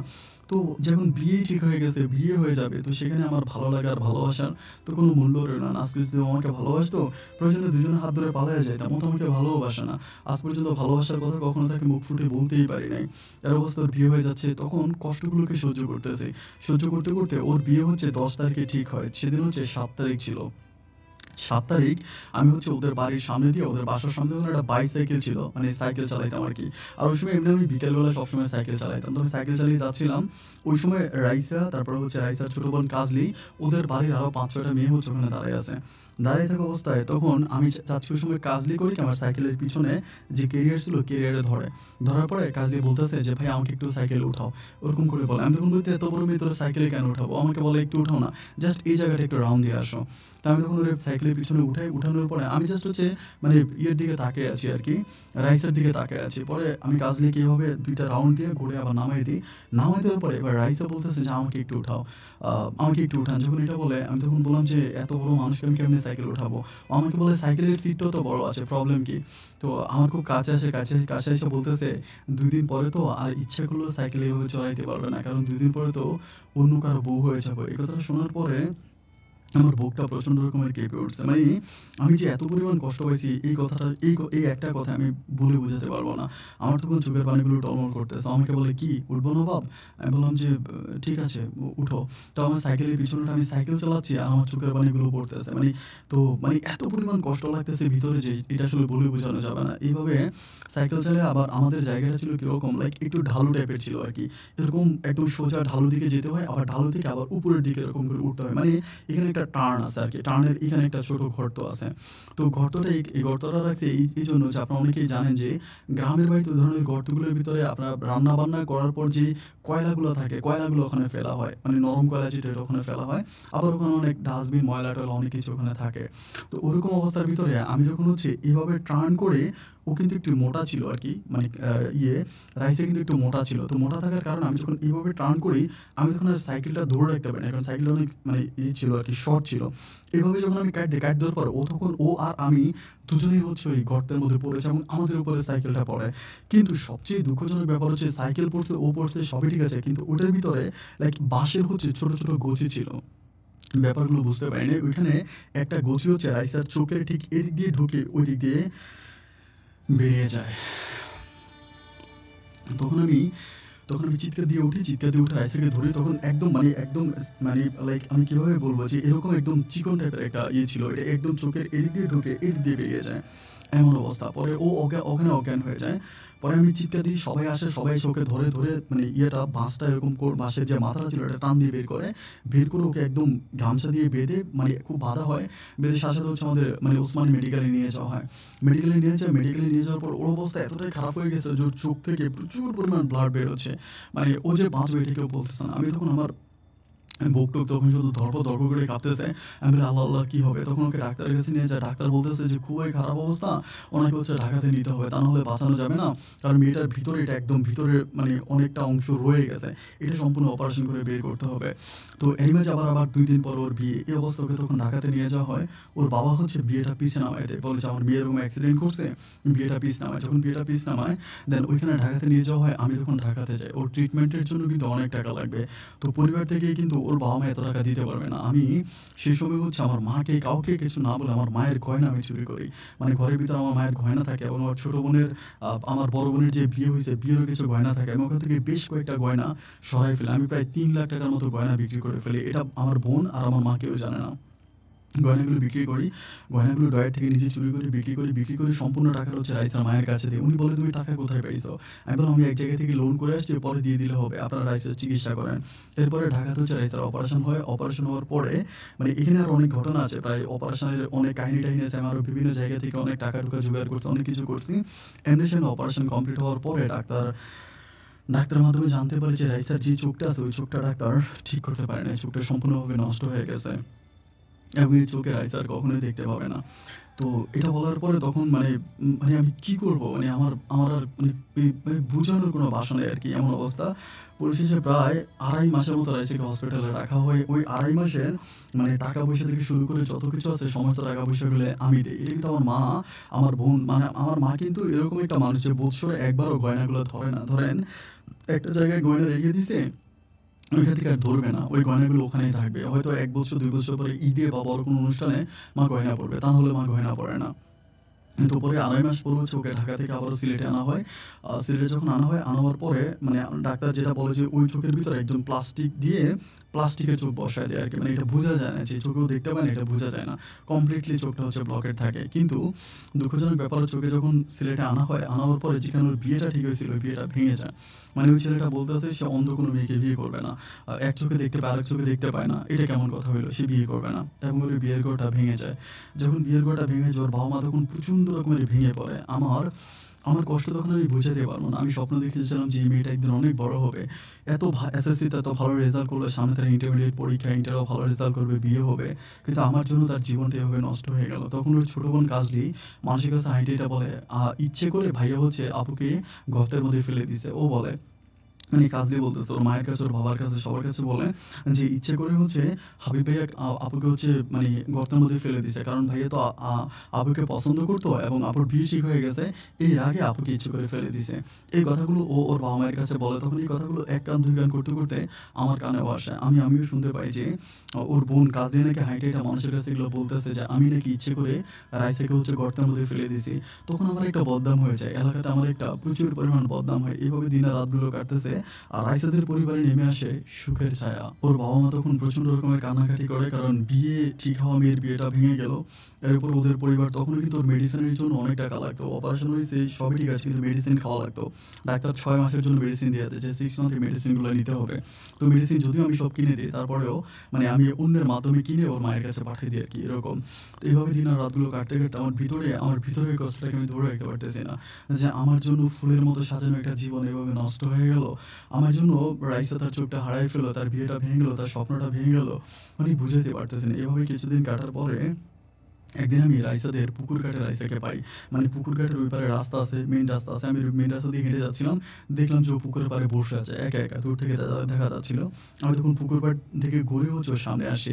আসার পরে আমি বলি যে, "রাইসা আমি কি বসবো?" আমাকে বলে, "হ্যাঁ, বসেন।" আমি বসলাম। বললাম যে, "দেখো তোমার বোন তো সবার কাছে বলে বেড়াইতেছে যে আমি নাকি তোমাকে ধাক্কা দিয়ে ফেলে দিয়েছি।" আমাকে বলে, "আরে না, আপনি ওই বান্দরের কথা বললেন না। ওর কথা বলে লাভ নাই। এটা কমপ্লিটলি একটা অ্যাক্সিডেন্ট। আমি আব্বা-আম্মা দুজনকেই বলছি যে এটা একটা অ্যাক্সিডেন্ট। এটা আসলে মানে অ্যাক্সিডেন্টালি হইছে। এটা আসলে মানে এটা দুর্ভাগ্যবশত। এটা কারো হাত নাই এখানে।" আমি বললাম যে, "রাইসা দেখো, তারপরেও আমার নিজের কাছে অনেক বেশি অপরাধী মনে হচ্ছে।" আমাকে বলে, "আপনিও অপরাধী নিজেকে মনে করতেছেন কেন? এটা তো কোনো ব্যাপার না, না? যেটা হবার সেটা হয়ে গেছে। আপনি এটা নিয়ে আর কোনো কথা বাড়ায়েন না। আপনি এসব ভুলে যান। ভুলে যান।" আমাকে এটা বলে যে, "আপনার পড়াশোনা কেমন চলতেছে?" আমি বললাম, "আমার পড়াশোনা যেমনই চলতেছে, কিন্তু তোমার পড়াশোনাটা বন্ধ হয়ে গেল।" ও বলে, "হ্যাঁ।" কি করবো? একটা বছর ড্রপ হয়ে গেল। আমি পরের বছর আবারও পরীক্ষা দিব। আমি বললাম, "তোমার আব্বা-মা পড়াশোনা করাবে?" তো ও বলে যে, "না, আব্বা-মা পড়াশোনা করাবে না। তারা বলতেছে যে ছেলে খুঁজে অন্য ছেলের কাছে আমাকে বিয়ে দিয়ে দিবে।" আমি তখন বললাম যে, "রাইসা, আমি তোমাকে একটা কথা বলি শুনবা?" ও আমাকে বলে, "বলেন না।" আমি বললাম, "দেখো, আমার বোনের বিয়ের দিন তুমি আমাকে একটা কথা বলেছিলা, তোমার মনে আছে?" ও আমাকে বলে, "কি বলেছিলাম?" আমি বললাম যে, "তুমি আমাকে বলেছিলা যে আপনি সেদিন যেই কথাটা হচ্ছে কাজলির কাছে বলেছিলেন, এই কথাটা কি সত্য?" ও আমাকে মানে ও তখন বুঝতে পারে না, ওর মনে না। আমি তখন বললাম যে, "শোনো, তুমি কি ভুলে গেছো যে কাজলি যে আমাকে মানে আমি যে কাজের কাছে তোমাকে ভালোবাসার অফার করেছিলাম, ও আমাকে তখন বলে, 'সত্যি করেছিলেন?' মানে ওইখানে আমাকে বলে। আমি আবারও বলে, আমি বলে রিপিট করে। আমি বললাম যে, "কি বলো? কাজলি মিথ্যে বলবে?" ও বলে, "কাজলি তো দিনের মধ্যে ১০০ টাই মিথ্যে বলে, তাই না? হয়তো মিথ্যে বলতেই পারে।" আমি বললাম যে, "না, ও মিথ্যে বলে নাই। আমি সত্যিই তোমাকে প্রপোজ করেছিলাম কাজলির মাধ্যমে।" আমাকে বলে, "তাহলে আপনার বোনের বিয়েতে যে আমি আপনাকে জিজ্ঞেস করেছিলাম, আপনি সেখানে কেন বলেন নাই?" আমি বললাম, "বলি নাই, কেন বলি নাই এটা আমি নিজেও জানি না। তো যেই কথাটা আমি সেদিন বলতে পারি নাই, এই কথাটা আমি আজকে বলতে চাই।" ও আমাকে বলে, "কি?" আমি বললাম যে, "দেখো, আমার মানে আমি তোমার এই জীবনের দুর্দশার জন্য তো আমিই দায়ী। আমি তোমার সাথে আমার জীবনের বাকি দিনগুলো কাটাতে চাই। আমি তোমার সাথে থাকতে চাই। প্লিজ তুমি আমাকে অ্যাকসেপ্ট করো।" এটা বলি। বলার পর ও তখন আমার মুখের দিকে তাকায় থেকে বলতেছে যে, "এগুলো কি বলতেছেন? আপনার মাথা ঠিক আছে?" আমি বললাম, "মাথা ঠিক থাকবে না কেন? মাথা ঠিক আছে।" ও আমাকে বলে, "আপনাদের ফ্যামিলি, আমাদের ফ্যামিলি ভেবে দেখছেন?" আমি বললাম যে, "সবই ঠিক আছে, কিন্তু..." আমাকে বলে, "না, কোনো কিন্তু নাই তো। আপনার বাবা জীবনেও আমাকে মেনে নিবে না। আর আগে তো মেনে নিত না, আর এখন তো মোটেই নিবে না। কারণ আমি তো একটা অন্ধ মেয়ে। অন্ধ মেয়েকে মানুষ কেন গ্রহণ করবে?" আমি বললাম যে, "তোমার অন্ধত্বের পিছনে তো আমারও হাত আছে।" আমাকে বলে, "না, আপনার কিসের হাত আছে?" আমি বললাম, "সেদিন যদি আমি তোমাকে সাইকেলে না উঠাইতাম, তাহলে তো তুমি এভাবে পড়ে যেতা না।" আমাকে বলে, "সাইকেলে তো আপনি আমাকে উঠান নাই। আমি তো নিজেই সাইকেলে উঠছি।" আমি বলি, "যাই বলো না কেন, অতীতের সমস্ত কথাগুলো ভুলে যাও। এখন থেকে আমি তোমার সাথে আমার বাকি জীবনটা কাটাতে চাই। প্লিজ তুমি আমাকে গ্রহণ করো।" এরকম করে যখন ওকে বলব, তখন মানে ও বলে যে, "না, এটা হবে না। এটা সম্ভব না। কারণ আমার এই পরিস্থিতির মধ্যে আমি এই রিলেশনে এখন ইনভলভ হতে পারব না।" আমি বলি, "তুমি রিলেশনে ইনভলভ না হলে তোমার কি হবে সেটা কি ভেবে দেখেছো?" ও বলে, "কি হবে?" আমি বললাম, "তোমার বাবা-মা তোমাকে আবারও বিয়ে দিয়ে দিবে। তোমার স্বপ্নগুলো ভেঙে যাবে।" ও বলে, "আমার স্বপ্ন তো এমনিই ভেঙে গেছে।" আমি বললাম, "দেখো রাইসা, প্লিজ আমাকে একটা বারের জন্য গ্রহণ করো। আমি না তোমাকে অনেক ভালো রাখবো। আমি তোমাকে আসমানের চাঁদ এনে দিতে পারব না, ঠিক আছে? কিন্তু বিশ্বাস করো, আমি প্রতি রাতে দুজনে বাসার ছাদে বসে তোমাকে চাঁদ দেখাবো। আমি তোমার সমস্ত স্বপ্নগুলো পূরণ করবো। আমি তোমাকে আমার দেহের অন্তঃস্থল থেকে ভালোবাসবো। এই জীবন থাকতে আমি তোমায় কখনোই ছেড়ে যাব না। দেহে এক বিন্দু রক্ত থাকতে আমি তোমায় কখনো কষ্ট দিব না।" খুবভাবে তার হাতটা জড়িয়ে যখন এই কথাগুলো বলতেছে, ও তখন আমার হাতটা ঝাড়া দিয়ে ফেলে দিয়ে ও তখন ঘরের মধ্যে চলে যায়। ও যখন ঘরে ঢুকে যায়, আমি তখন কান্না করতে করতে পুকুর পাড় থেকে চলে আসি। এরপরে এভাবে দিন আর রাতগুলো কাটতেছে। ওর বাবা-মা তখন পুনরায় আবার ওকে বিয়ে দেওয়ার জন্য এদিক সেদিক থেকে ছেলে খুঁজতেছে। ওর মাও খোঁজে, ওর বাবাও খোঁজে, এবং বিভিন্ন রকমের ছেলেরা এসে ওকে দেখেও যায়। এবং এখন যে ছেলেপেলেগুলো আসে তাকে দেখার জন্য, তারা খুবই লো ক্লাসের আরকি। একদম লো ক্লাসের। আমি যখন রাইসাকে রাজি করাইতে পারলাম না, রাজি করাইতে না পেরে আমার তখন বিশ্বাস হলো রাইসার মায়ের উপরে। কারণ আমি জানি যে কাকি আমাকে অনেক ভালোবাসে। নিজের সন্তানের মতো আমাকে আদর করে। আমি চিন্তা করলাম যে আমি এটলিস্ট কাকির কাছে গিয়ে কথাবার্তাগুলো বলি। আর কাকির কাছে বললে কাকি কখনো আমাকে এটলিস্ট নিরাশ করবে না। কারণ কাকি আমাকে অনেক ভালোবাসে। নিজের ছেলের মতো আমাকে আদর করে। এটা চিন্তা করে আমি তখন মানে একদিন কাকিকে ডাকি, আমি কথাগুলো বলি। ও কাকি ওই রাইসাদের ঘরের পাশেই কাকিকে ডাকি। আমি কাকিকে সমস্ত ঘটনাগুলো খুলে বলছি, "কাকি দেখেন, আমি রাইসাকে আগে মন থেকে পছন্দ করতাম। কিন্তু দুর্ভাগ্যবশত রাইসার অ্যাক্সিডেন্ট হলো, বিয়েটা ভেঙে গেল। এখন আমি রাইসার সাথে আমার বাকি জীবনটা কাটাতে চাই। প্লিজ আপনি এই ব্যাপারটা মেনে নেন। আপনি আমার সাথে রাইসার বিয়ের ব্যবস্থা করেন।" এটা বলি। উনি আমাকে বলে, "কোথায় রাজরানী আর কোথায় বিছানায় মতুনি? এগুলো কি সম্ভব নাকি?" আমি বললাম যে, "কাকি, কেন সম্ভব না?" উনি আমাকে বলতেছে যে, "তোমরা এত বিত্তশালী পরিবারের সন্তান। তোমার বাবা-মা তারা এত মানে হাইয়ার লেভেলের লোক। এখানে তো কোনোদিনই সম্ভব না।" আমি তখন বললাম, "কাকি, আপনি চাইলে অনেক কিছুই করতে পারেন। আপনার কাছে অনেক কিছুই সম্ভব।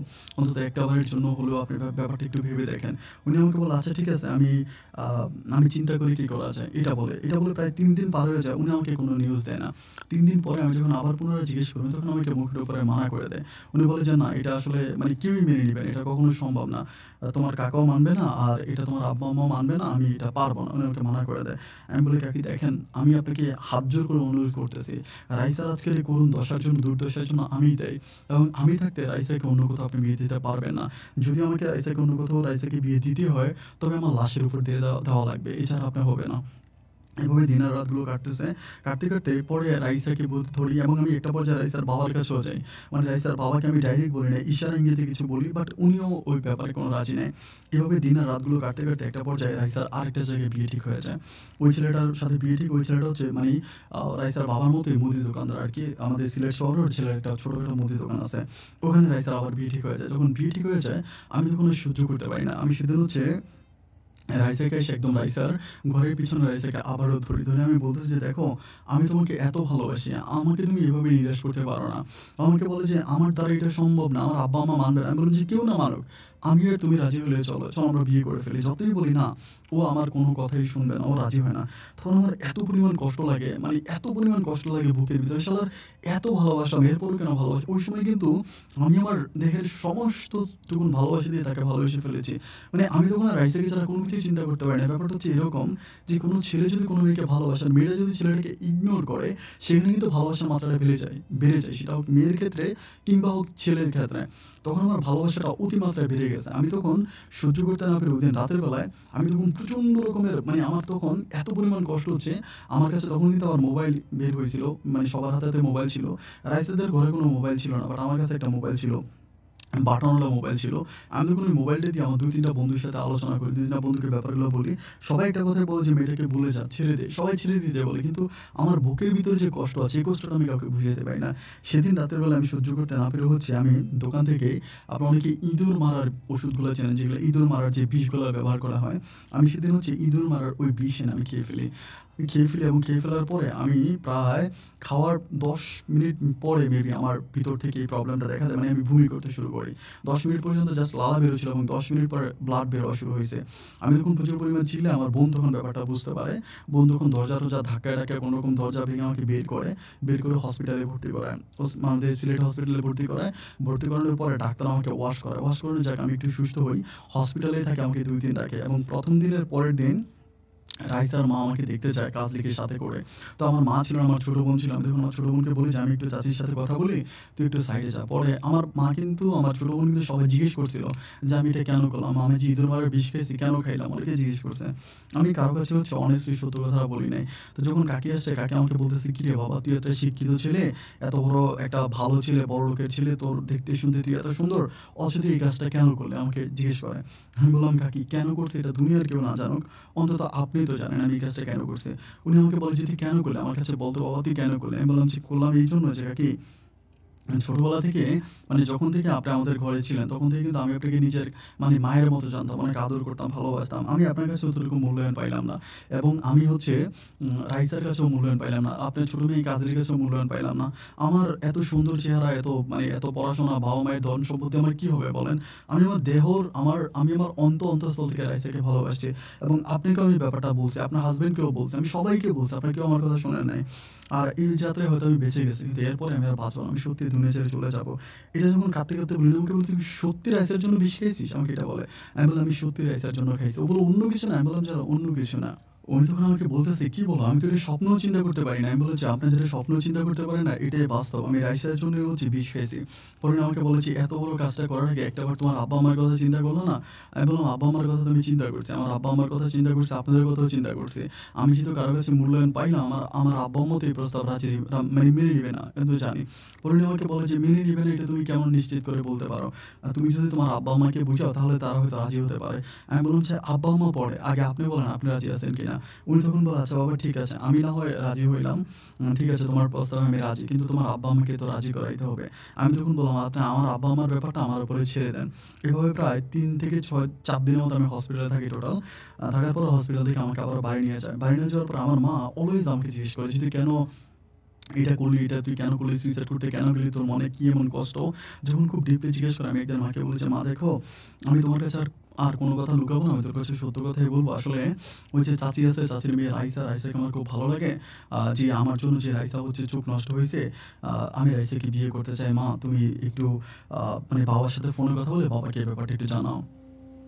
এটা বলার পরে মা তখন বলতেছে যে, "আচ্ছা ঠিক আছে, আমি তোর আব্বার সাথে কথা বলি।" এটা বলে মা ওখান থেকে বেরিয়ে যায়। বেরিয়ে যাওয়ার পর আমি তখন মানসিকভাবে একটু শান্তি পাই। আমি চিন্তা করি হয়তো মা ব্যাপারটাতে রাজি হয়েছে। মা বাবার সাথে কথাবার্তা বলে সবকিছু ঠিক করবে। এটা আমার চিন্তাভাবনা। কিন্তু ওইখান থেকে যাওয়ার পর আমি একটা ব্যাপার খেয়াল করে দেখি যে মা জানি কেমন চেঞ্জ হয়ে গেছে। মানে কেমন জানি একটু আমার সাথে একটু, মানে আ লাইক একটু রাগান্বিত ভাষায় কথা বলে, একটু উগ্র মেজাজ এই টাইপের। আমি তখন চিন্তা করলাম যে কি ব্যাপার? মাকে বললাম ভালোর জন্য, এটা কি খারাপ হয়ে গেল নাকি? এরপরে মানে তাজ্জব ব্যাপার হচ্ছে আমার এই ঘটনার ১৫ দিন পরে হচ্ছে আবার সৌদি আরব থেকে বাংলাদেশে আসে এবং আসে যে একবারে চলে আসে। মানে আব্বার যখন অনেক ব্যবসা-বাণিজ্য ছিল, সবকিছু ক্লোজ করে বাবা একেবারে চলে আসে। এখন বাংলাদেশে আসার পরে বাবাকে মনে হয় ব্যাপারটা বলার পরে বাবা একদিন আমাকে ডাইকা বলতেছে যে, "দেখ, তোর বড় বোন মানে কি বলে চট্টগ্রাম বিশ্ববিদ্যালয়ে পড়াশোনা করছে এবং আমি তাকে খুব ভালো একটা জায়গায় বিয়ে দিয়েছি। তোর ছোট বোনটাকে অনেক ভালো একটা জায়গায় বিয়ে দেব এবং তোকেও আমি ভালো একটা জায়গায় বিয়ে করাবো। কিন্তু এখন যে পরিস্থিতি তুই করতেছিস, তোর মাকে যেগুলো বলছিস এগুলো কি সম্ভব? আমি কি ওর সাথে ওর মতো লোককে কি আমি রাস্তার লোকটাকে কি আমি বেয়াই বলে ডাকতে পারবো?" আমি তখন বললাম যে, "বাবা, তুমি এরকম করে দেখতেছো কেন? উনি রাস্তার লোক, উনি ছোটখাটো একজন ব্যবসায়িক।" আমার আব্বা বলে যে, "ওরকম ব্যবসায়ীকে আমি দিনের ভিতরে ১০ টা তৈরি করতে পারি।" আমি তখন বললাম যে, "বাবা দেখো, আমার জন্য রাইসার আজ কী অবস্থা?" আমার বাবা বলে, "কার জন্য কী অবস্থা এটা একমাত্র আল্লাহই ভালো জানে। ঠিক আছে? আমি এই ব্যাপারটা জাস্ট তোর মা আমাকে বলছে, তোর মা তোকে তুই অসুস্থ ছিলি, এইজন্য তোকে সরাসরি কোনো কিছুই বলে নাই। বাট আমি তোকে সরাসরি বলতেছি যে আজকের পর থেকে এই বিষয়টা তুমি বাবু সম্পূর্ণ মাথা থেকে ঝেড়ে ফেলো। তুমি এটা স্বপ্নেও চিন্তা করো না যে ওই মেয়ের সাথে তোমার বিয়ে হবে।" বাবা তখন আমাকে সম্পূর্ণ এটা বলে দেয়। বলে দেওয়ার পর আমার ভিতরে তখন হিট জাগে, সালা লাইফে বিয়ে যদি করি আমি রাইসাকে করবো, এছাড়া কাউকে বিয়ে করবো না। এরপরে তারই হয় ৮-৯ দিন পরে আমি পুনরায় আবার হচ্ছে রাইসার মায়ের সাথে কথা বলি। আমি বলি, "কাকি, এখন তো মানে আমি বাবাকে বলছি, মাকেও বলছি, কেউ তো রাজি হয় নাই এবং এটা কেউ মেনেও নিচ্ছে না। আপনি এখন বলেন যে আপনি আমাকে কী করবেন?" উনি বলে যে, "যেখানে তোমার বাবা রাজি নাই, মা রাজি নাই, আমি কী করব?" আমি বলি, "আপনি না বলছিলেন হসপিটালে আপনি রাজি আছেন?" উনি বলে, "হ্যাঁ, আমি রাজি আছি।" তো আমি রাজি থেকে আমি বলি, "আপনি রাজি থেকে আপনি আমাকে রাইসার সাথে বিয়ে পড়াই দেন।" উনি আমাকে বলে, "এটা কেমন কথা বলতেছো? বলে তোমার আব্বা-মা?" আমি বললাম যে, "দেখেন, আমার বয়স হইছে। আমি হচ্ছে 18 আপ, আমি 18 বছরের উপরে। আমি আমার লাইফের সিদ্ধান্ত নিতে পারবো। আমার আব্বা-আম্মার চিন্তা বাদ দেন। আপনি আমার সাথে রাইসার বিয়ে করাই দেন।" উনি তখন বলতেছে, "এটা কি ঠিক হবে?" আমি বলি, "ঠিক হবে।" উনি বলে, "ঠিক আছে, তুমি ঘরে আসো।" পরে আমাকে ঘরে নিয়ে যায়। ঘরে নিয়ে যাওয়ার পরে রাইসাকে ডাকে।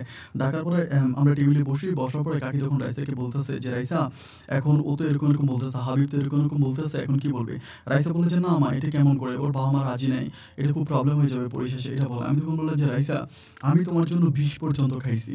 তুমি কি আমাকে একটুও বিশ্বাস করো না? আমার প্রতি একটুও তোমার ভালোবাসা নাই?" ও আমাকে বলতেছে যে, "ভালোবাসা থেকে আমি কি করব? কারণ আপনি আমাদের এলাকার মানুষ, আমাদের পার্শ্ববর্তী ঘরের। আপনি দূরের মানুষ হলে না হয় আমি ব্যাপারটা মেনে নিতাম। কিন্তু এত কাছে আমি কিভাবে এটা করব? আজ হোক কাল হোক আপনার বাবা ব্যাপারটা জানবে। জানার পরে আপনার বাবা এটা নিয়ে আমার আব্বা-আম্মার গায়ে হাত তুলবে।" আমি তখন বলি যে, "আমার বাবা কিছুই করবে না। তুমি আমার উপর গ্যারান্টি রাখো প্লিজ। আমাকে তুমি মেনে নাও।" মানে এভাবে বলে রাইসার হাত ধরে আমি কান্না করতে থাকি। কান্না করতে থাকার পরে সেই সময় কাজলি থাকে। কাজলি রাইসার ছোট বোন। সে বলতেছে যে, "আপু, আমার কাছে মনে হচ্ছে ভাইয়া তোমাকে অনেক ভালোবাসে। দেখো, যদি ভালো না বাসতো তাহলে ভাইয়া এভাবে বিষ খেয়ে মরতো না।" তখন মানে কাজলিরও চোখে পানি চলে আসে। পরে এই মুহূর্তে হচ্ছে রাইসার মা তখন ব্যাপারটা বলে যে, "ঠিক আছে, তুমি যদি ভালোই বেশি থাকো তাহলে একটা কাজ করো। রাইসাকে আমি রাইসার নানু বাড়িতে পাঠাই দিই। তুমি ওইখানে আসো, ওইখানে আমি তোমার বিয়ে দিয়ে দিব।" এটা বলে। এটা যখন বলে আমি তখন প্রচুর পরিমাণ খুশি এবং মনে বলছি আলহামদুলিল্লাহ। আমার তখন মানে এত পরিমাণ শান্তি লাগে, ওই শান্তির কথা আমি বলেই বোঝাতে পারব না। আমি তখন বলি, যাক আলহামদুলিল্লাহ। তো পরে রাইসা তখন আর কোনো কথাই বলে না। আমি জানি না এটা আদৌ প্রেমের বিয়ে ছিল কিনা। এটা প্রেম ভালোবাসার বিয়ে ছিল নাকি পারিবারিক বিয়ে। এরপরে তার ৩ দিন পরে রাইসাকে হচ্ছে ওর নানু বাড়িতে নিয়ে যায়। আমার তখন ফোনে হচ্ছে রাইসার মায়ের সাথে কথা। আমি সেই সময় হচ্ছে রাইসার মাকে একটা মোবাইল ফোন কিনে দেই। বাটনওয়ালা যে মোবাইল ফোনগুলো হয় তখন ওই মোবাইল ফোনগুলো ছিল। আমি তখন মোবাইল ফোন কিনে দেই। তো পরে এখান থেকে হচ্ছে রাইসাকে ইয়েতে নিয়ে যাওয়া হয়, ওর নানু বাড়িতে নিয়ে যাওয়া হয়। যখন নানু বাড়িতে নিয়ে যায়, তো নানু বাড়িতে নিয়ে যাওয়ার পরে আমি ৩ দিন পরে হচ্ছে ওখানে যাই ওর নানু বাড়িতে। ওর মায়ের সাথে কথাবার্তা বলে যাই। তখন ওর মা কি করে, ওর মামাদেরকে নিয়ে, রাইসার মা তার মামাদেরকে নিয়ে ছোটখাটো একটা পারিবারিক বিয়ের আয়োজন করে। বিয়ের আয়োজন করে এবং ওখানে আমি রাইসাকে হচ্ছে ৳৩,০০,০০০ কাবিনে বিয়ে করি। ৳৩,০০,০০০ কাবিনে খুব শক্ত করে কাগজপত্র করে আমার বিয়ে হয়। বিয়ে হবার পরে আমি পুনরায় হচ্ছে ওইখানে বাসর করি। আমার আব্বা-আম্মাকে বলি যে, "একটা প্রবলেম আছে, আমি আমার বন্ধুর বাসায় আছি।" এটা বলে বিয়ের কাজ কমপ্লিট হয়। ওখানে বাসর হয়। এর পরের দিন রাইসা আর আমি একসাথে হচ্ছে বাড়িতে আসি। বাড়িতে আসি বলতে রাইসা রাইসাদের বাড়িতে যায়, আমি আমাদের বাড়িতে যাই। এভাবে প্রায় ১ সপ্তাহ মতো কেটে যায়। তখন আমি অলওয়েজ রাইসার সাথে ফোনে কথা বলি। আর এই বিয়ের ব্যাপারটা আমি জানি, রাইসা জানে, আর রাইসার মা জানে, ওর ছোট বোন জানে। ওর বাবাও ঠিকমতো, রাইসার বাবাও জানে না, আর আমার আব্বা-আম্মা কেউ জানে না।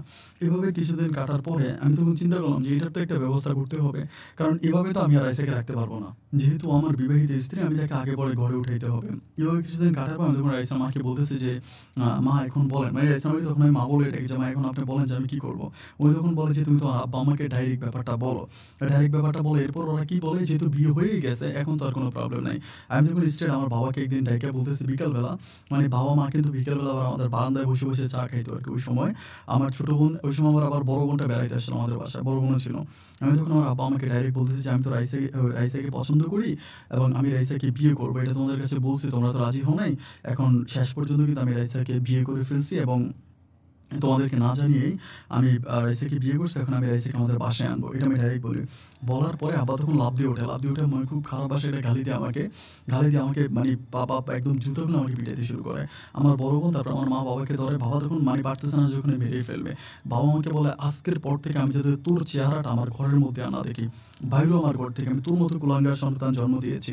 আমার ভিতরে তখন রাগ লাগে, আরে সালা আমি তো চুরি করি নাই, ডাকাতিও করি নাই, আমি তো এমন একটা মেয়েকে ভালোবাসছি যে আসলে ভালোবাসার মতো। এই পরিস্থিতিতে কেন বাবা মা আমার সাথে এই ধরনের বিহেভ করবে? আমি তখন বাবার সাথে খুবভাবে রাগ করি। রাগ করার পরে আমি ঘর থেকে বেরিয়ে যাই। ঘর থেকে বের হয়ে আমি তখন সরাসরি রাইসাদের ঘরে যাই, রাইসার মাকে বলি। বলার পর রাইসার মা বলে, এখন তুমি কী করবা? আমি বললাম যে আমি আপনাদের ঘরে থাকবো, আমি আর আমার আমার বাবা মায়ের সাথে আমি কোনো সম্পর্ক রাখতে চাই না। এটা বলার পর উনি তখন বলে যে আচ্ছা ঠিক আছে ফাইন। পরে আমি কি করি, রাইসাদের বাসায় চলে আসি, একদম মানে সেটেলমেন্ট হয়ে যায় ওখানে। আব্বা তখন আর আমার সাথে কথা বলে না। রাস্তাঘাটে দেখা হলো, আব্বা আর আমার সাথে কথা বলে না, আমার ছোটো বোন কেউ আমার সাথে কথা বলে না। এভাবে দিনের রাতগুলো কাটতেছে, কাটতে কাটতে আমি তখন রাইসাকে বলি যে তুমি আবারও পড়াশোনা স্টার্ট করো। আমাকে বলে আমি এক চোখে দেখতে পাই না। আমি বললাম যে প্রবলেম কি, তুমি পড়াশোনা শুরু করো। আমি পুনরায় আবারও রাইসাকে 1 বছর ড্রপ দিয়ে কলেজে ভর্তি করাই দিই। কলেজে ভর্তি করা রাইসা তখন আবার পড়াশোনা স্টার্ট করে। কিন্তু আমি তখন সম্পূর্ণ বেকার। রাইসার পরিবারের পক্ষে রাইসাকে, আমাকে এবং রাইসার বোনকে সবাইকে টেনে নেওয়াটা খুব কষ্টকর হয়ে যায়। এভাবে সময়গুলো কাটতে কাটতে পরিশেষে আমার একটা চাচ্চু আছে যে হচ্ছে আমার আব্বার চাচাতো ভাই, উনি আবার দুবাইতে থাকে। তা আমি আমার ওই চাচ্চুরের সাথে কথা বলেছি, চাচ্চু এই ঘটনা, ওনাকে সব কিছু বলি। উনি কিন্তু আমাকে খুব ভালোবাসতো আর কি, আমাকে ছোটোবেলা থেকে অনেক ভালোবাসতো। সব কিছু বলার পরে চাচ্চু আমাকে বলতেছে যে এখন তুই কী করবি? আমি বললাম আমি তো এই ঘটনা করে ফেলছি, কারণ আব্বা মা আমার সাথে কথা বলে না, আমি আমার শ্বশুরবাড়িতে আছি, এমন অবস্থা এখন কী করা যায়? উনি তখন বলে যে ঠিক আছে তুই একটা কাজ কর, তুই পাসপোর্ট কর, আমাকে এটা বলে। আমি বলি যে পাসপোর্ট করবো? বলে হ্যাঁ পাসপোর্ট কর। আমি তখন পাসপোর্ট করি, পাসপোর্ট করার পরে দুবাইতে ওনার জন্য পাসপোর্টটা পাঠাই। পাসপোর্টটা পাঠানোর পরে উনি তখন কী করে, দুবাইতে আমার একটা কোম্পানিতে আমার ভিসা বের করে। ভিসা বের করে আমাকে বলছে যে টাকা লাগবে, অত টাকা লাগবে, টাকা আছে অনেক টাকা। তো আমি তখন বললাম যে প্রায় উনি 3.5 লাখ টাকার কথা আমাকে বলে আর কি, মানে ওখানে কোনো দালালি নেই, লিগেল হইতে যে টাকাটা লাগবে সেটা। আমি তখন বললাম যে আমার কাছে তো এত টাকা নেই, কী করবো? পরে রাইসার বাবা করে কি, মানে দোকানের ওনার কিছু পুঁজি থাকে এটা থেকে এবং বিভিন্ন জায়গা থেকে। আবার এখানে আমি সরি একটা ব্যাপার বলতে ভুলে গেছিলাম, আমি যে আমার মায়ের স্বর্ণগয়না বিক্রি করছিলাম, এটা কিন্তু আমার আমার বড় বোন আমাদের বাসায় আসার পরে ধরা খায়, এবং এটা নিয়েও কিন্তু আব্বা আমার উপরে খুব রাগান্বিত। মানে আমি হওয়ার পরে, আমি বিষ খাওয়ার পরের ঘটনা কিন্তু আমি এখানে একটু ভুল রেখে গেছিলাম। পরে কিন্তু আবার আমার আব্বা আম্মা কিন্তু মানে পরে আমার এটা নিয়েও তারা কিন্তু খুব রাগান্বিত আমার উপরে। তারা কিন্তু পরে বুঝতেই পারছে যে আমি এগুলো বিক্রি করে রাইসার চিকিৎসা করাইছি। এটা নিয়েও কিন্তু আব্বা আম্মা খুব রাগান্বিত, এটা আমি বলতে ভুলে গেছিলাম। যাই হোক, তো এরপরে এখন বিদেশে যাইতে হবে, বিদেশের জন্য টাকা দরকার। পরিশেষে রাইসার মা এবং রাইসার বাবা দুজনেই পাগলা কুকুরের মতো টাকা খুঁজতে থাকে।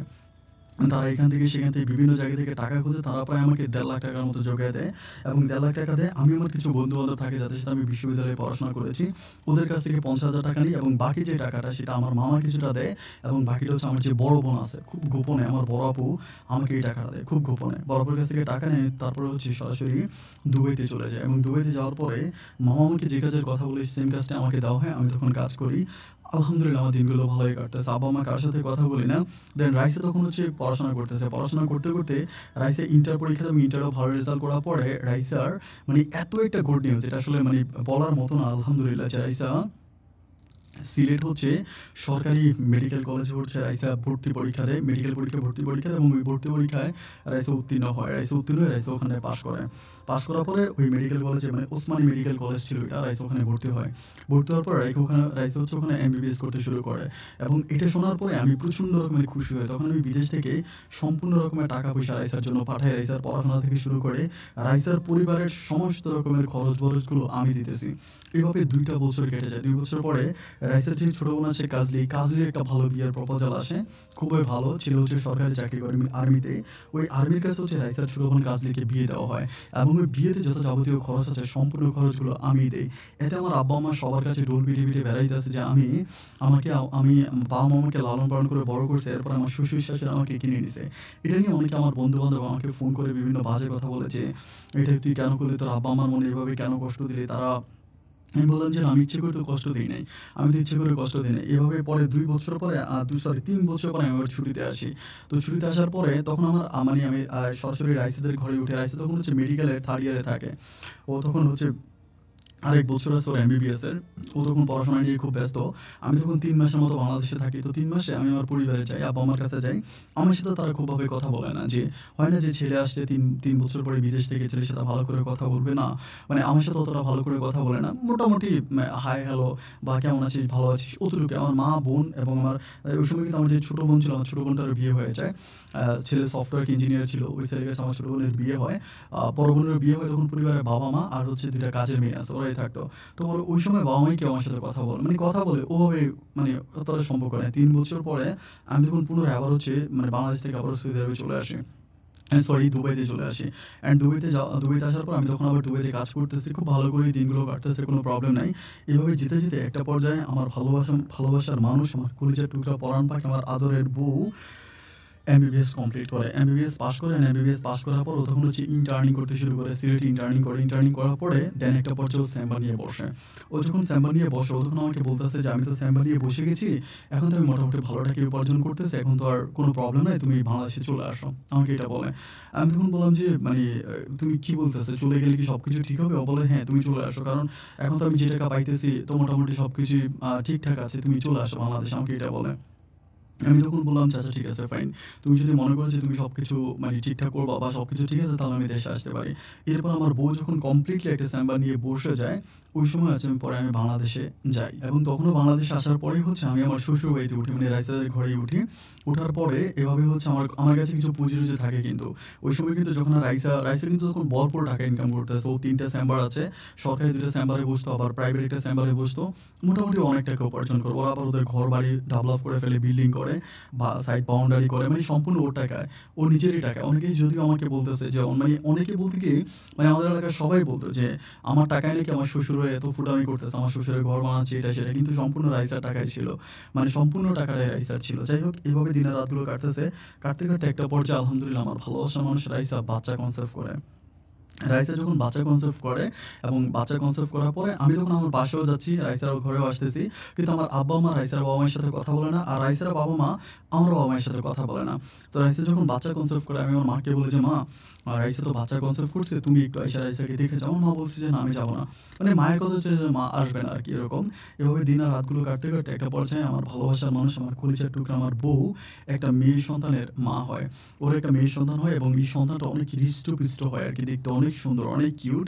মানে আমার জীবনে সুখ চলে আসে আলহামদুলিল্লাহ। আমার লাইফে যে এত সুখ আসবে আমি এটা কখনো স্বপ্নেও চিন্তা করতে পারিনি। এবং আমার মেয়েটা এত পরিমাণে কিউট হয়। আস্তে করে আমার বাবুটি একটু করে বড় হয়। হতে একদিন আমি কি করি, ও তো কিন্তু তখনও দুধ খাইতো। দুধ খাওয়া অবস্থায় একদিন আমি আমার বাবুটাকে নিয়ে হচ্ছে আমাদের বাসায় আসি। বাসায় আসার পর আমার মা বাবুটাকে কোলে নেয়, আমার মেয়েটাকে কোলে নেয়। কোলে নেওয়ার পরে আমার মা কান্না করে দেয়। মানে প্রচণ্ড রকমের কান্না করতেছে। মা বাবাকে বলতেছে যে, "যা হবার তা তো হয়ে গেছে। আমি আমার নাতিনটাকে আর দিব না। মানে আমি আমার নাতিনটাকে আর যেতে দিব না।" ওরকম করে বলে। আমি তখন বলি যে, "মা, ও তো দুধ খায়। ও দুধ খায়, দুধ ছাড়া বাঁচবে না।" পরে মা বলতেছে, "না, আমি ওকে আর যেতে দিব না।" পরে আব্বা বলতেছে, "পাগলামি কইরো না। দিয়ে দাও। ওদের মেয়ে ওদেরকে দিয়ে দাও।" পরে মা বলতেছে যে, "না, ওদের মেয়ে মানে এটা আমার নাতিন। আমার নাতিনকে আমি দিব না।" এটা বলে মা খুব কান্নাকাটি করে। কান্নাকাটি করতে একটা পর্যায়ে মা বলতেছে, আমি বললাম যে, "ও তো দুধ ছাড়া বাঁচবে না।" বাবা তখন চিল্লায়ে বলতেছে, "দুধ ছাড়া না বাঁচলে যে তারে দুধ দিবে তারে ঘরে নিয়ে আয়, তাইলেই তো হয়।" মানে ডাইরেক্ট বলতেছে না, ওভাবে বলে যে, "যে তাকে দুধ দিবে তারে ঘরে নিয়ে আয়।" এটা আমাকে বলে। আমি তখন বুঝতে পারি যে রাইসাকে আনতে বলতেছে। আমি তখন রাইসাকে ফোন করে, "রাইসা তুমি কই?" বলে, "বাসায়।" আমি বলি, "তাড়াতাড়ি কাপড়-চোপড় নিয়ে আমাদের বাসায় চলে আসো।" বলে, "বাবা-মা রাজি হইছে?" আমি বলি, "রাজি হইছে, তুমি আসো।" পরে ও রাইসা করে কি কাপড়-চোপড় নিয়ে ওই সময় প্রায় ঘন্টাখানেকের ভিতরে, কারণ পাশাপাশি তো, আমাদের বাসায় চলে আসে। বাসায় চলে আসার পরে আমাদের ঘরে উঠার পর আম্মা একটা রুম থেকে আমি ওখানে থাকতেছি। পরে আম্মার সাথে মানে আমার সাথে রাইসা কথা বলে, সবই ঠিক আছে। রাইসা কিন্তু আমার আব্বা খুবই রাগান্বিত। আব্বা রাইসার সাথে কথা বলে না। এভাবে দিন আর রাতগুলো কাটতেছে। বাট আমার মেয়েটা আস্তে করে বড় হচ্ছে। আমার মেয়েটার মুখের দিকে তাকিয়ে মোটামুটি মানে বাবা-মা দুজনেই হচ্ছে আস্তে একটা পর্যায়ে তারা সম্পূর্ণ ঠিক হয়ে যায়। আলহামদুলিল্লাহ দিন আর রাতগুলো তখন আমার বিন্দাস কাটতেছিল। আমার বউকে তখন সবাই অনেক ভালোবাসতো। আমার পরিবারের মানুষ, আমার বাবা-মা দুজনেই খুব ভালোবাসতো। এবং যে ছিল, আমার যে ছোট বোন ছিল এবং বড় বোন ছিল, তারাও আমার মানে বউ রাইসাকে অনেক ভালোবাসতো। যেহেতু রাইসা তখন কিন্তু খুব মানে আমাদের সিলেটে অনেক নামকরা একজন ডাক্তার হয়ে যায় আরকি। অনেক নামকরা একজন ডাক্তার হয় এবং ওর জন্য মানে দূর-দূরান্ত থেকে দূর-দূরান্ত থেকে মানুষ ট্রিটমেন্ট করার জন্য ওর কাছে আসতো আরকি, এবং খুব ভালো একজন ডাক্তার হয় ও। তো পরে শেষে আমার কাছে কিছু টাকা থাকে। আমি ওই টাকাগুলো দিয়ে সিলেটে কয়েকটা গাড়ি নামায়ে দেই। কয়েকটা হচ্ছে মাইক্রোবাস নামাই, মাইক্রোবাস কিনি এবং ২ টা হচ্ছে মিনি বাস কিনি। ৩ টা মাইক্রোবাস, ২ টা মিনি বাস। এতে আমার বাবারও কিছু পুঁজি থাকে। বাবাও কিছু টাকা-পয়সা দেয়। সবকিছু মিলে আমার দিনকালগুলো খুব ভালো হয়ে যাচ্ছিল। এভাবে সময়গুলো কাটতে তখন হচ্ছে কুমিল্লার একটা মেডিকেল হচ্ছে রাইসা প্রতি মঙ্গলবার এবং বুধবার। মঙ্গলবার, বুধবার ২ দিন হচ্ছে রুগী দেখার জন্য আসবে আরকি। মানে মঙ্গলবারে আসবে সকালবেলা, বুধবারে রাতের বেলা সে চলে যাবে। ওরকম হচ্ছে মানে কুমিল্লাতে হচ্ছে একটা হসপিটালের ভিতরে ও তখন রুগী দেখতো আরকি। ওইটা গভর্নমেন্ট ভাবে ওইটা করা হইছে। পরে ও আমাকে বলতেছিল যে, "প্রয়োজন আমরা কুমিল্লাতে সেট হয়েছে।" এটা আমাকে বলে। আমি তখন বললাম যে, "দেখো আমরা তো একবারে প্রেম-টেম করে বিয়ে-শাদী করছি, পরিবার সবাই রাগান্বিত। যাই হোক এখন যেহেতু একটু রাজি হইছে সবাই ঠিক আছে, এই পর্যায়ে কুমিল্লাতে গিয়ে যাওয়াটা ঠিক হবে না। তুমি একটা কাজ করো, প্রয়োজন তুমি মঙ্গলবারে চলে যাও, বুধবারে চলে আইসো।" ওরকম করে ও বলে যে, "এত বড় জার্নি করা কি সম্ভব?" আমার প্রাইভেট কার আছে, ওর নিজেরই প্রাইভেট কার ছিল তখন। আমি বললাম যে, "প্রাইভেট কারে করে যাবা, আসবা, প্রবলেমটা কি?" তো কোনো প্রবলেম নাই, এইটা বলে। আমি তখন বলি, "যাক আলহামদুলিল্লাহ।" তখনও এভাবে কুমিল্লা আর হচ্ছে ইয়াতে যাতায়াত করতো, কুমিল্লা আর সিলেটে যাতায়াত করতো। তো আমার মেয়েটার তখন হচ্ছে জন্মদিন ছিল।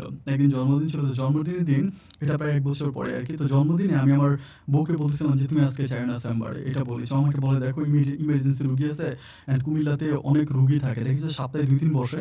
তো অনেক দূর-দূরান্ত থেকে রুগী আসবে।" আমাকে বলে, "অনেক দূর-দূরান্ত থেকে রুগী আসবে?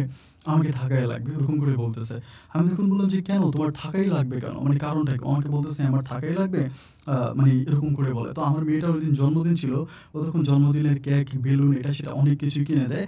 কিনে দিয়ে ও তখন ঐদিন যায়। মানে মঙ্গলবারে চলে যায়। অ্যান্ড বুধবার রাতের বেলায় ও ফিরে আসবে। তো বুধবার রাত তখন আনুমানিক প্রায় 11:30 মতো বেজে গেছে। ও তখন আসে না। ও নরমালি হচ্ছে ৯টা থেকে মানে ৮টা থেকে ৯টার মধ্যে চলে আসে। আমার টার্গেট হচ্ছে মেয়ের জন্মদিনটা আমি ও আসলেই সেলিব্রেট করব। যেহেতু জন্মদিন চলে গেছে মানে মঙ্গলবারে ছিল আচ্ছা আমার মেয়ের জন্মদিন আরকি। তো মঙ্গলবারে তো চলেই গেল সকালবেলা।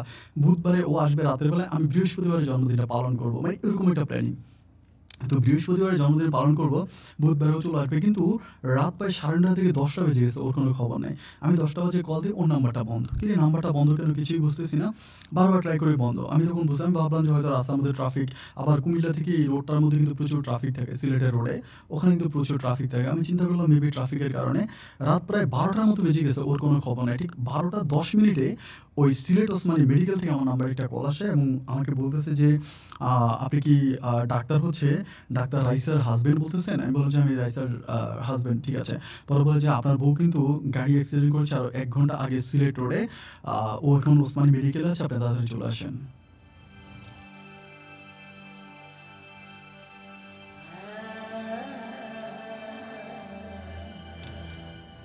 আমি তখন বলতেছিলাম যে, "কি বলেন?" পরে বলে, "হ্যাঁ, উনি হচ্ছে আহ এরকম অ্যাক্সিডেন্ট করেছে। আপনি প্লিজ তাড়াতাড়ি আসেন।" আমাকে এটা বলে। আমি তখন বললাম যে, "কবে?" পরে বলে, "১ ঘন্টা হইছে আমাদের এখানে আসছে।" আমি বলতে ১ ঘন্টা হইছে আমার কাছে কেউ খবরটা দেয় নাই। পরে বলে যে, "উনার চেহারাটা এতটাই বিভ্রস্ত ছিল আমরা আসলে চিনতে পারি নাই। উনাকে আসলে চিনা যাচ্ছিল না।" পরে আমরা খুব খেয়াল করে ধরতে পারলাম যে এটা ডাক্তার রাইসা। পরে আমি বললাম যে, "আচ্ছা।" পরে আমি কি করি, আমার বাবা ছিল সাথে, বাবাকে নিয়ে দৌড়ে হসপিটালে যাই এবং ওকে হচ্ছে ইমার্জেন্সিতে নিয়ে যাওয়া হয়। ইমার্জেন্সিতে নিয়ে যাওয়া হয়। আমি তো মানে প্রচণ্ড রকমের কান্নাকাটি করতেছে। আমার মেয়েটা আমার কোলে, মেয়েটাও কান্নাকাটি করতেছে। আমার মা, তারপর সবাই প্রচণ্ড রকমের কান্নাকাটি করতেছে। ডাক্তার বলতেছে ওর মুখের ভিতরে প্রচুর আঘাত খাইছে। মানে অস্ত্র ঢুকে গেছে। ও গাড়ির সামনের সিটে বসা ছিল তো, ড্রাইভারের পাশের সিটে বসা ছিল। ঐরকম হচ্ছে আবার সিট বেল্ট ছিল না। এটার জন্য নাকি সবচেয়ে বেশি প্রবলেম হয়েছে। কারণ একদম আ মানে গ্লাসটা, সামনের গ্লাসটা ভেঙে ওর পুরো বডিতে মুখে ঢুকে গেছে। যাই হোক ডাক্তার হচ্ছে আস্তে চেকআপ করতেছে। এরকম করতে রাত প্রায় 3:30টার দিকে ডাক্তার হচ্ছে আমাকে হচ্ছে ডাকে। ডাকার পরে চেম্বারে ডেকে বলতেছে যে, "উনার অবস্থা তো ততটা ভালো না। একটা কাজ করেন, আপনি ওনাকে সকালবেলা ঢাকাতে নিয়ে যান। অবস্থা খুব একটা ভালো মনে হচ্ছে না। আমি বললাম, "আমাকে রাতে নিয়ে যাবো?" পরে বলে, "না, সকালে নিয়ে যান।" সকাল ঠিক 7:30টার দিকে আমরা আবার আমার নিজের মাইক্রোবাস ছিল। আমি নিজের মাইক্রোবাসে না নিয়ে একটা অ্যাম্বুলেন্স ভাড়া করে, ভালো দেখে অ্যাম্বুলেন্স ভাড়া করে ওকে বেড থেকে নিয়ে আসবো। মানে এরকম অবস্থা যে প্রায় 7:30 বাজে তখন। সকালবেলা বেড থেকে নিয়ে আসবো। ঠিক ওই মুহূর্তে হঠাৎ করে নার্স বলতেছে যে, "সরি, উনি আর বেঁচে নেই।"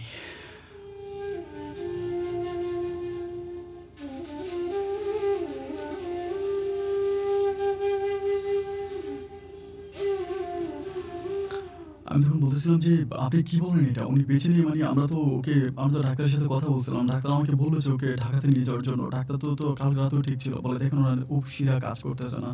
মানে উনি একটু আগে হচ্ছে পরলোক গমন করেছেন। উনি চলে গেছে।" আমি তখন বলি যে, "না, এটা হতে পারে না।" আমি চিৎকার করে আমি আমি চিৎকার করে কেঁদে উঠি, "না এটা হতে পারে না।" আমি তখন দৌড়ে ডাক্তারের চেম্বারে যাই, ডাক্তার সাহেব তখন নাই।